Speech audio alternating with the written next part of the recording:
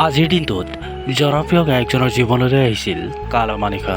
হয় প্ৰিয় বন্ধু-বান্ধৱীসকল, 2002 চনৰ 12 জানুৱাৰী অৰ্থাৎ আজিৰ দিনটোত জনপ্ৰিয় গায়িকা জংকি বৰঠাকুৰৰ মৃত্যু ঘটিছিল।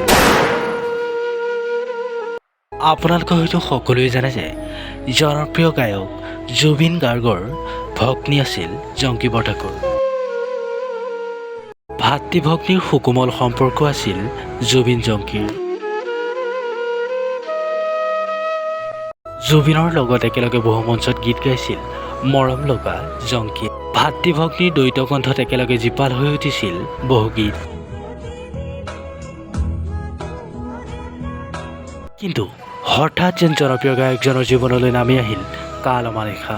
2002 চনৰ 12 জানুৱাৰী অৰ্থাৎ আজিৰ দিনটোত অনুষ্ঠানৰ পৰা উভতি অহাৰ পথতে পথ দুৰ্ঘটনাত মৃত্যু ঘটে জনপ্ৰিয় গায়িকা জংকি বৰঠাকুৰৰ। যদিও জুবিন গাৰ্গৰ লাইখুটাস্বৰূপ জংকি বৰঠাকুৰ হেৰাই গৈছিল, বুকুত অদম্য সাহস ৰাখি গানৰ পৃথিৱীখনত খোজ দি বৰ্তমানৰ যুৱ প্ৰজন্ম হাৰ্দ্ৰ।